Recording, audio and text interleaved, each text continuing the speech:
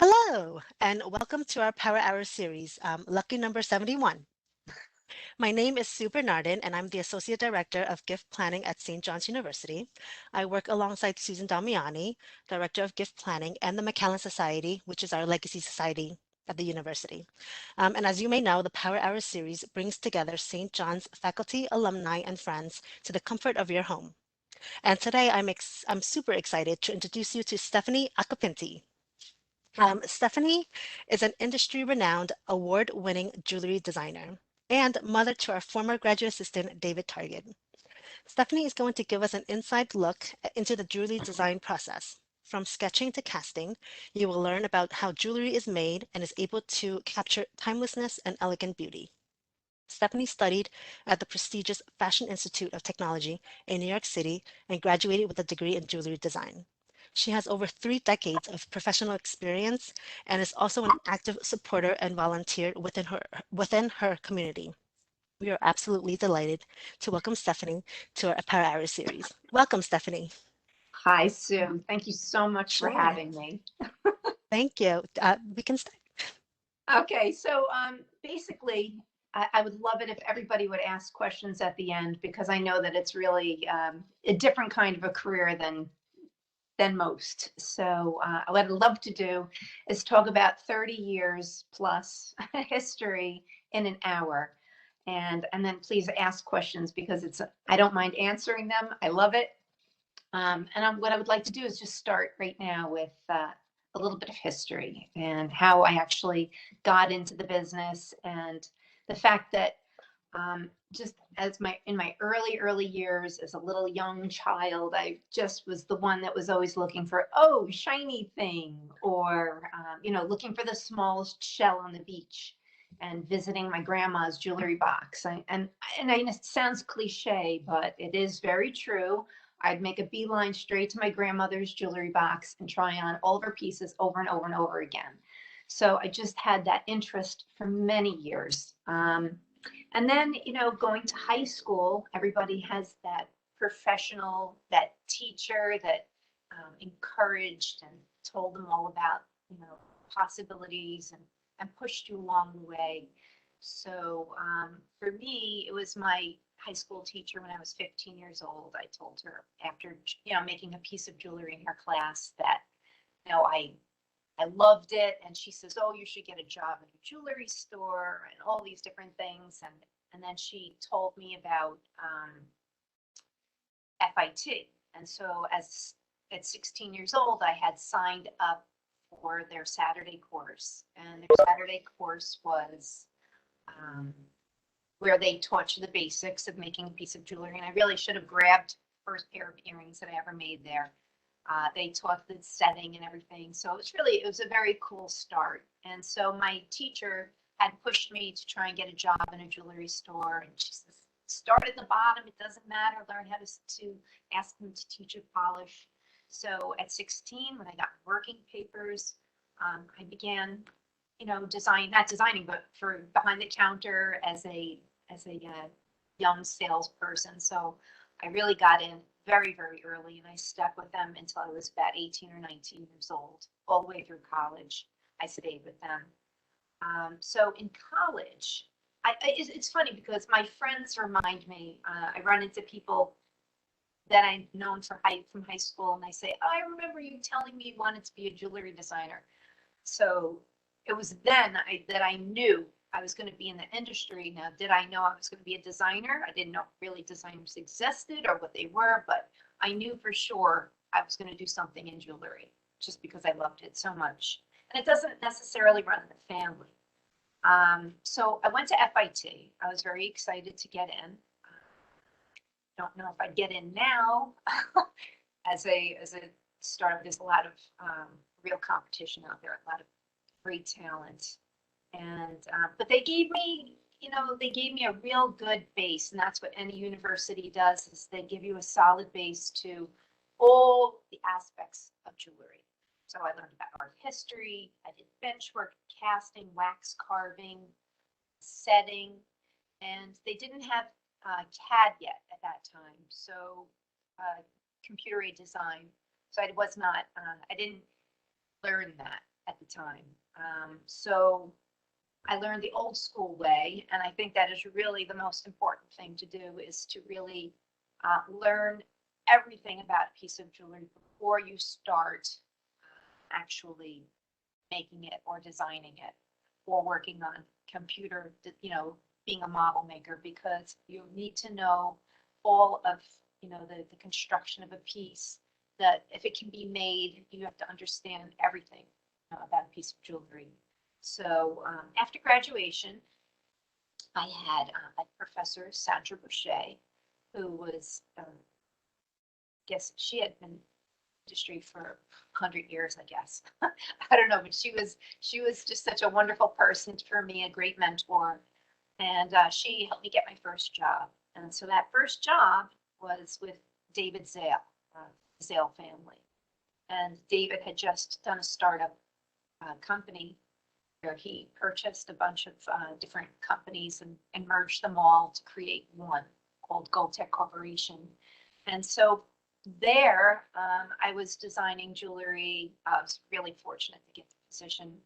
I was designing jewelry that was gold, primarily gold, diamond, and gemstone, and they were casters, and they were also finished jewelry. So there I had really great opportunities. I actually won Design of the Year for Jewelers of America in 1989. I graduated in 87. So I was there for 2 years, and then I won a hugely prestigious award called Jewelers of America New Design of the Year. So I was 21 when that happened. That was huge.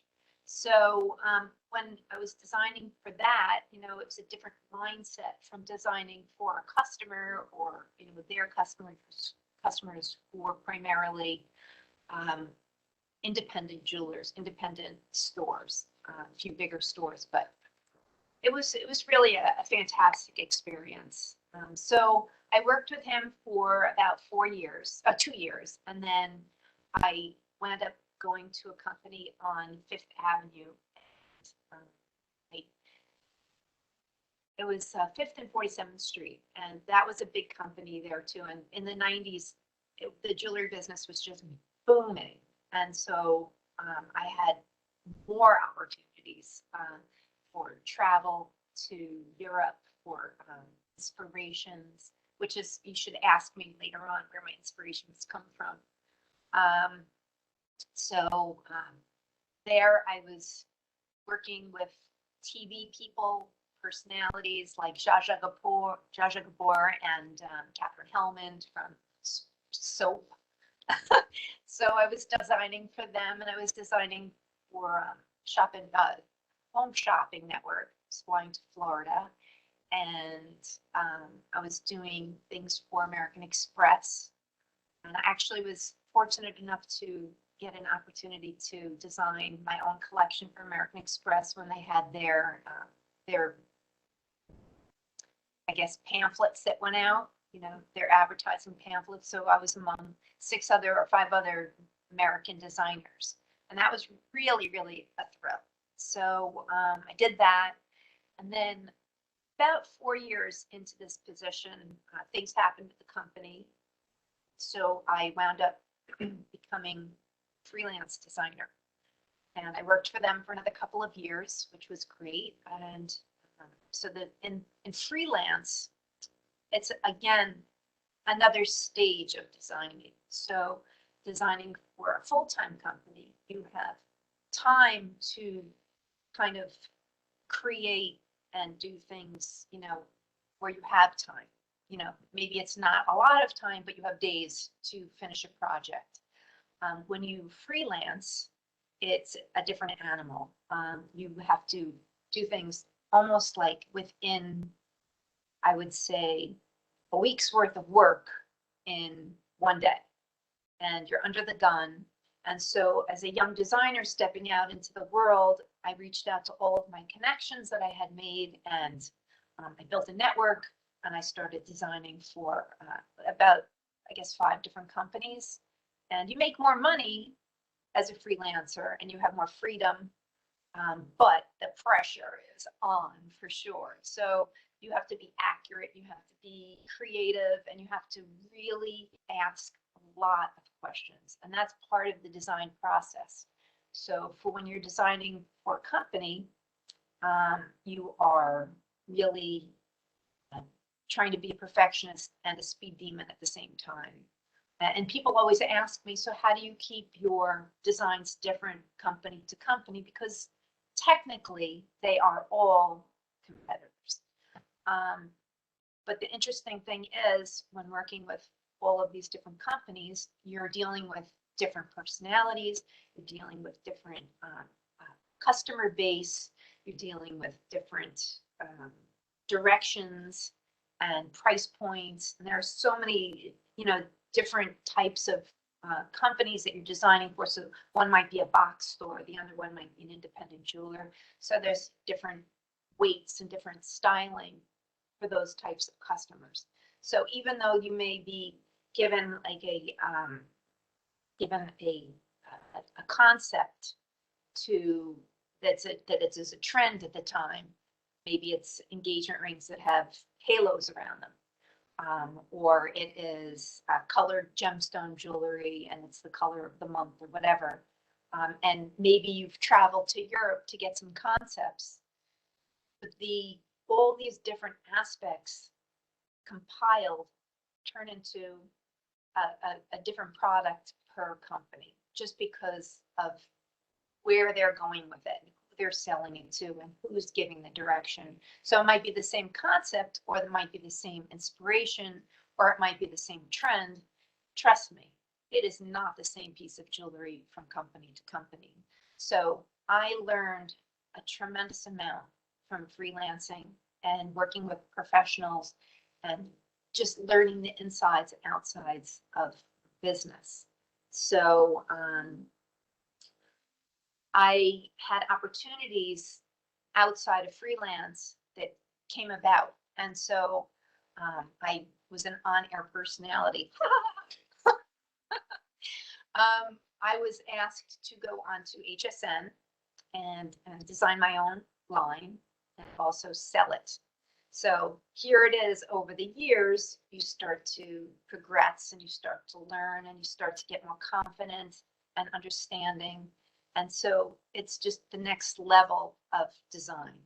So here I am, I'm designing for HSN, Home Shopping Network, for myself. And it was Stephanie Occhipinti, and it was for, but anyway, left my head. I had to design 14 karat gold, 24 karat gold, amazing gemstones. I had complete freedom for my designs. I was designing $600 retail to $18,000 retail. It was selling like hotcakes. I could not understand it. So I was on air for, I would say, 6 months. But in the TV world, you're only as good as your last show. So unfortunately, due to the Pope passing away, it was on television. People were waiting, and it was just so much pressure. So I'm just getting actually messages that people can't hear what I'm saying, which is funny. So I hope that you guys can maybe go off and come back on. I don't know. But anyway, back to the TV, the Pope had passed away, and I was actually on air, and the host said to me, I think the Pope must have passed away. So I was like, oh no, and that's why sales just plummeted. It was sad in many ways. So it was kind of interesting, that whole experience, and then going into QVC. Now, what I wanted to do was, I would love it if maybe just show a quick video, which I was supposed to show in the earlier time, which I forgot to mention. It's my bracelet video of my collection, just so that you can get a little touch and an idea of what it is that I do.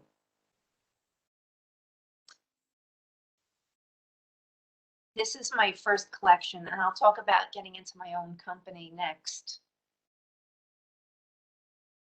Stephanie, is this the complete drawing or the EMPI cuff? EMPI cuff, yes. Okay, EMPI cuff. Okay. Thank you.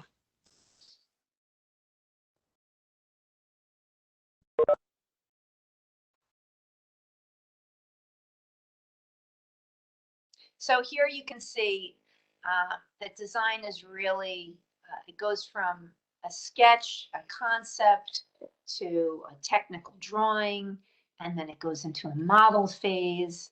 And so here you just saw me paint something very quickly and design it fast, but you can see that in this picture here, you have the finished cuff, and it comes in different colors and everything like that. But there is a person that actually makes this model. So the model is carved from wax in this case. So you can actually, so if you want to come back, you can. So the wax, in this case, it was made from a wax model. Somebody actually hand carved all of those swallow birds and then assembled it from three pieces into one full piece of jewelry. And so then it's refined, and then it's casted, and then it's finished by a jeweler, and then it's plated if it's plated, or it's got finishes on it. So there's so many different levels to making a piece of jewelry. So this is where I'm going to lead into leaving the on-air personality. It was very difficult going into my own business. So this is kind of chapter 3 in my life of my career. In 2016, I started my own company. And this was a whole different ball game from everything else, from working with people. And I did continue, and I still do have a select group of people that I design for on a freelance basis, because it keeps me fresh, it keeps me grounded, and it's just a constant flow of money that does come in. So I love that. I love it. I design and I let them make the piece of jewelry. Now, for me, I've had to take all of the different things that I've learned throughout the 30 years, because it was 30 years at that time, or 28 years of designing professionally, and now get my own pretend doctorate as a designer and an entrepreneur. So the aspect of making my own jewelry is I have to keep it interesting and different and mindful of production and materials. This was like stepping into so much that I was not expecting. It is a very, very, very detailed and complicated and interesting and fun and everything kind of an experience as a designer to own your own business. So I thought to myself, oh my goodness, do I even have my own aesthetic? Will I be able to design my own jewelry? Because I've been designing for so many different people throughout the years. But I asked myself the same questions, who's my customer base? And who do I want to sell to? What kind of a styling do I personally like or want, or think that other people will like? What are my price points? Who's going to make the jewelry? Is it going to be hand finished? Is it going to be made mass market? So these were all the different questions that I had to find out and answer, and it was definitely a challenge. But life is a challenge, and you just have to keep on moving forward. So we're now in year number 5, I guess, in my business, and I'm still here. You have to be a squeaky wheel. You have to be, you have to talk about, you have to write to editors. A very good friend of mine took me to jewelry stores and introduced me to jewelry stores, and I was able to sell my jewelry to independent jewelry stores, which was very exciting. So what I'd like to do is show you a little bit, another piece from my MP collection. This is the ring video. So, and what you'll see here is the video of me sketching it from a concept to making it, doing the finished design. And then the images that come next will be, the images that will be next will be the actual casting and the waxes and the CADs, and I'll show you that as we go along. So that was me in action. So you can see on the far left, on the upper left corner, is the CAD drawing. And this ring in particular, I'm actually wearing it. I'll show it to you when we're done. This ring was made 3 times. And so the object here is to be unique when you're creating your collection. And one of the things is comfort and the ability to adjust a ring. So because it is made in silver and in vermeil, vermeil is the heaviest layer of gold over sterling silver. So it's all precious metals. You can't resize something by a jeweler. So I do know that I love designing rings. So I wanted to be making a ring that was adjustable and be able to have a jeweler stretch it out or bring it in for a customer without having to use a torch or any sort of, abrasive things onto it.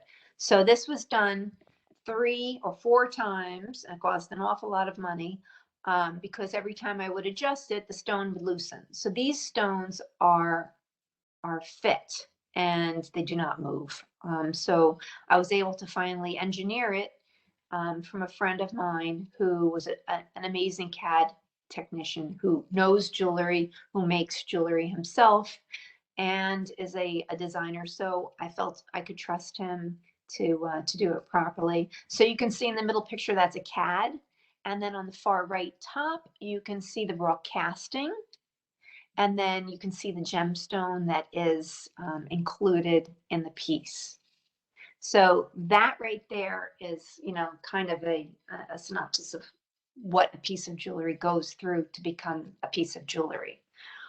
So you can come back to me again. And what I'm going to do is I'm going to show you, this is the actual ring. And this one, I had designed it in vermeil, in the yellow gold vermeil. And it's very comfortable. And these are all of the little details that I have to work with. So here's the opening in the back. It's like a butterfly. So as I'm thinking about design, I'm thinking about comfort. I'm thinking about balance. I'm thinking about aesthetics and the gemstone. And this gemstone here they're all genuine gemstones that I use in my pieces. And they are, this one here is a labradorite. And I also, having a business, I had to make sure that the important things are keeping mindful of of production. So I'm using American and New York City jewelers who I trust and keeping a close eye on the production. It's not mass produced overseas. I use conflict-free gemstones. I make sure that I have it in writing from my suppliers. I use suppliers that have been in the industry for, I would say, 3 generations, 4 generations. And so I can trust them and I believe in their statements. So they're conflict-free, worldwide sources. I use New York suppliers for my metals. They're recycled, so I try and be sustainable. But I'm silver. So if I were to go to gold, there is Fairmine Gold, and that is conflict-free, and they know exactly where the artisanal mines are and all of that. So that's not where I am in this business right now. So I try to also offer custom services. Now, in custom, this is my favorite thing to do because I pull all of my knowledge into this, where I speak to my my customers, maybe they come to me with a ring that they already have and they want to redesign it, or diamonds from their grandmother and they want to put it into something different. And or maybe they want to get a diamond engagement ring, so, and they don't want their future spouse to know about it. So again, I pull in, I ask a lot of questions, and I can give you an example of that too. Sue has a picture which is on my website. You can now see from beginning to end. Oh, this is some of my other jewelry here. This is my Bermuda Pine collection, just to show you the variety of styling that I do. And then the next one is going to be my Empy collection. And then you can see on the next one is, this is my latest collection, which is the Nordic blue collection. So I'm sorry for bouncing around, but it is part of my business now. So the intent is to kind of create jewelry that all works together. So that even though they come from different parts of the world, my inspirations, they are still able to be worn on one person at one time, if you choose, and they won't look silly. So that's part of my design process. So here you can see, this is part of my custom business where, this is on my website, so I have approval to use it. This is my engagement ring example. So somebody asked me for an engagement ring and they knew, or I asked that they wanted what shape center stone. So now here I am, I'm starting with the center focus and I'm building out. I ask, is this person more of a classic person? Are they more, they want something that's a little bit more unique, or showy, or are they more toned down? Do they want something with just a little twist? Do they want side stones? Do they want what is your, what's the quality diamond that you're looking for? All these different things are all very important when you're creating somebody's vision and you're creating somebody's future heirloom. So these here on the top left are some sketches that I had done. And then on the bottom right are sketches, are like a technical drawing. So on the next slide, you'll see that there is now a real technical drawing. You have a CAD drawing, which is in the top right. That is like a CAD, a computer aided technical drawing from my technical drawing. So now it is absolutely perfect. And then it's approved. And then you can see that down below is a rendering of this ring. So it's not made yet, but this is what the ring will look like, which is just an amazing thing with technology. So here you have this ring that you can see what it's going to look like finished. And then on the next page, you'll see the ring is finished. And there are 3 views of the ring. And it came out absolutely gorgeous. This had 2 baguettes on the sides and a 1.5 carat center round brilliant stone. And then on the top, I also do like a finished design as like a gift. So that way they have they can use it for insurance, memorabilia, whatever it is that they want to do. So that is, I would have to say, my favorite part of this business is making people smile and creating an heirloom for them. So, so that's done. I'm actually here, and I just want to quickly show you again. This here is a wax. This was hand carved, and these are all swallow birds. And this inspiration is my Empy collection, which means flying swallow. And it's all based on my martial arts. So this is my first collection. It was based on one of my katas, which is a form, and that is flying swallow, the up and down movements of a spirited bird. So I just loved the whole concept of this particular inspiration. And then what happens is, I forgot to bring the mold up, but this is the this is what they would call, they inject the wax into a mold. And this is the wax that it's injected, and then they pull out this impression, and then it goes into a flask. It goes onto a tree with many other pieces like this or whatever. And then it is heated up overnight, and then they add water to it. You know, there's investment in it, which is like a plaster of Paris. It just disappears, and they inject the metal into it. And then this is what you get. This is a casting. It's raw.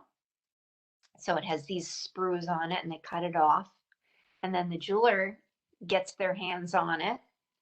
And then the use of gemstones, everything else, you're able to now create many different looks from this one piece. This is how I like to, you know, utilize my pieces. So this here is one design. This is the blue topaz, and it's my medallion. So now you have these as earrings, and this is silver with a rhodium. This is, like I said, they treat these pieces of jewelry as if they're 14 karat gold. So, or 18 karat gold or 24 karat gold. And then the earrings that I'm wearing now, this is another version. These are my fringe earrings, and these are in yellow gold vermeil. So it's 100 mils, 2.2 microns of gold, or 2.5 microns of gold. So it's very, very heavy gold plating. So it lasts a long time. This is what your grandma used to have her pieces plated as well. And you can see them, and they last for years. You know, you just have to treat them a little bit differently.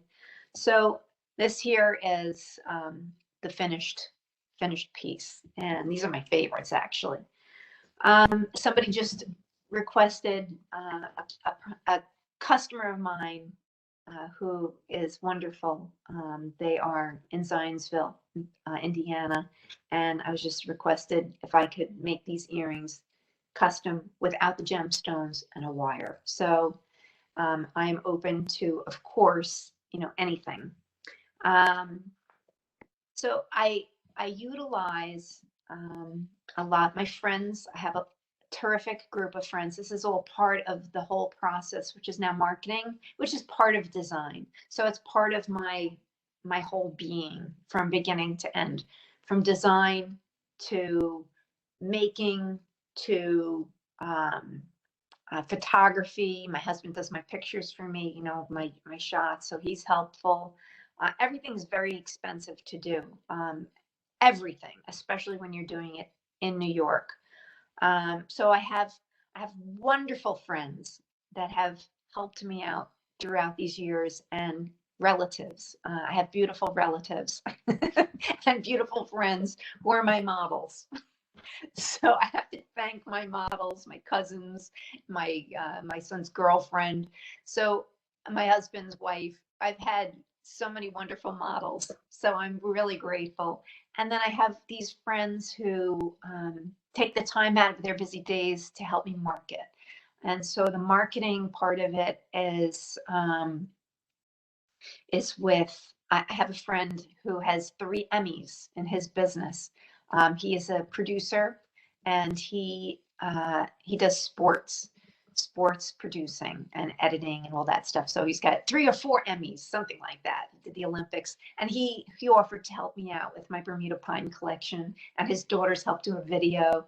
So I mean, that I am so grateful for their talents. And then also, I'd love to show you the video from Zacharias Roykson. He is in Iceland, and it was his inspiration of telling me about Iceland that I designed my Nordic blue collection.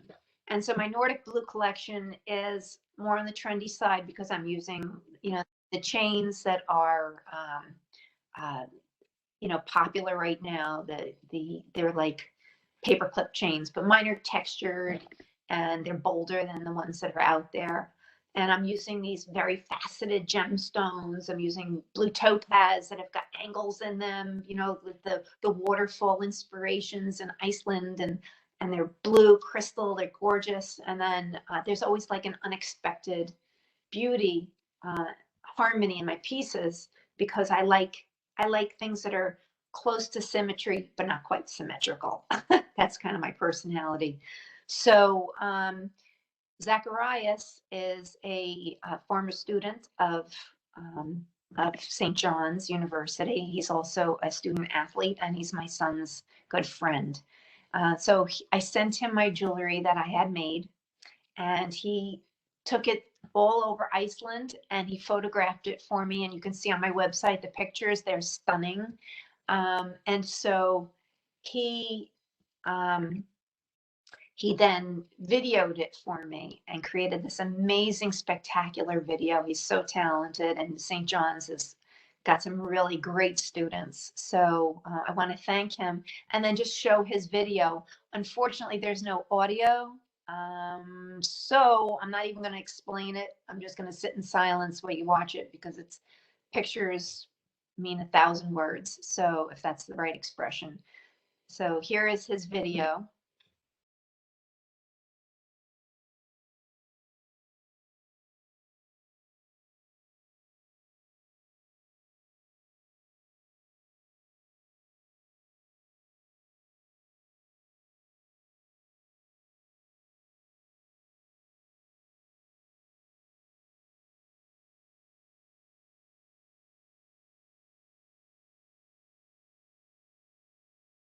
If you go on my website, you can see it and hear everything, the music, and I narrated it. So it was just absolutely spectacular. And I cannot thank him enough. And I cannot thank all of the people who have helped me out throughout the years. I can't thank them enough. So I would love to take questions. I know that I had told Sue that a couple of things that I wasn't going to bring up, but she can bring up and Yeah. ask me. Thank you so much, Stephanie. This was such an amazing experience just to hear from, a professional jewelry designer and hearing about your career, your professional experience throughout the 3 decades. It's amazing. Truly, truly amazing. We do have a few questions, so I'm just gonna throw them at you and then you can answer them. The first one is, do you enjoy having your own things more or working for other people? What would you It's say not are the pros and the cons? all right. Well, do I like working for, I happen to love working for other people because I can design for them and go home because there's so much after the design part.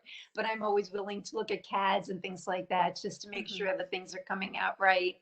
I the part about owning my own business, it is really Uh, it's interesting, it's hard work, and I love it when somebody says to me, Stephanie, I love this piece of jewelry and it makes me feel really good. It makes them feel good. It makes me feel even Mhm. better. So it makes it all worth it. The pros and That's amazing. cons, I can step away, I can have my life. The other one is I have to answer questions right away. Mhm. Wonderful. Let's see. There's a few more questions, but I'll ask you a few more. Where do you draw your inspiration from when you're designing these unique pieces? I know you mentioned the first piece, you sort of brought it back to your karate. That was your inspiration. So, do you take it from your life, basically? Yes, I take it from my life. Also, a lot of it is destination. Hmm. Um, I been really happy to go on little trips with family, with friends, and be inspired by different locations. And one of my locations was well, Nordic blue. I haven't made it there yet, but I will eventually. Hmm. I don't even need to be there. I saw the videos and everything. But I did the Bermuda pine collection, which is based on these small little seeds that were discovered on a beach in St. George's Island. And they were just so pretty. I wasn't supposed to, but I snatched a couple of dead seeds up and stuck them in my pocket, thinking one day I'm going to use these things. And plus, there was such a wonderful Hmm. reason behind them with my family. My parents were on their 50th wedding anniversary. So that kind of inspired the love, the beauty of the Bermuda pine collection. So it comes a lot of times from inspirations from travel. That's great. That's wonderful. And with that in mind, how how does the fashion world around you that evolves, how does that sort of change your perspective on making jewelry? With the fashion world like evolving, do you evolve? Do your pieces evolve with the fashion? They do and they don't. Hmm. Well, because I have such a long experience in commercial jewelry, I don't go crazy. It's just not who I am. I always keep things like not too out there, but out there enough to be different from everybody else's aesthetic. Hmm. So the fashion world inspires me or it influences me in proportion. It influences me in color, maybe, Hmm. sometimes, not always. Sometimes you make something that was 2 years ago, and then all of a sudden this color is really popular, so you're kind of lucky in that sense. Um, it also inspires me in my price points, what's going on in the world and what people can afford. The clothing, I think that my jewelry is classic enough where it can carry through to the different clothings. I don't think that it's more timeless, but like the chains on the Nordic blue, that's very in right now. It's Hmm. very trendy, but again, not too crazy where it's not going to be beautiful in 10 years from now. Great. That's wonderful. Good news. Um, Another question. How many pieces and what type do you need to start up a collection? That all depends upon Hmm. what you're using in your jewelry. For instance, if you're going to use 14 karat gold or solid gold in your jewelry, I only use little bits and pieces of gold in some of them. I just introduce it for value of the piece and just longevity, I guess. Hmm. I think that if you're going to start a collection, depending upon the price points, you could start with 6 pieces. You could start with one. You could start with, like, for me, I started with, I would say, 12 styles, which created, 24 SKUs or 36 SKUs because I got the different color arrangements with them. So it could be anything. It could be 6 pieces. It could be 24 pieces, depending That's on great. who your customer base is. Oh, thank you. What is the hardest part of the manufacturing process? Everything. Um, well, the design is the easiest part for me, I obviously. love it. I would say the model making, the finishing, the casting, because you always run into bumps along the way. The most difficult part, really, oh, the selling. I don't have an answer for you. I'm sorry. It's all hard, but it all seems to come together in the end. That's awesome. And with your experience, I think that makes it a little bit more easier. So let's see, on top of all of your volunteering and your active support of the community, what other professional organizations are you part of? Are there organizations for jewelry designers in this world? Oh, there are. Hmm. In 1993, when I won Diamonds Today, I've been very lucky to win Diamonds Today when I was working full time. They paid for the piece to be made. I actually won 2 years, 91 and 93. That's Amazing. 1991 and 1993. Hmm. And that was for 18 karat gold pieces that were, very, very expensive. So Hmm. wait, tell me the question one more time. Oh, are you involved in Oh, any okay. professional organizations? So I met the most amazing designers while I was collecting my award because it was multiple designers that had won. And we had come together and found out we had a synergy and the same interests as each other. And we all came together as designers and formed a group called the Jewelry Design Professionals Network. And that was in 1991. And then we started meeting in the city Hmm. and became an actual organization, a nonprofit organization in 1998, and we're still together today. And it's grown. Amazing. So it's like a real creative juice of Hmm. like a soup of great, great talent in this organization.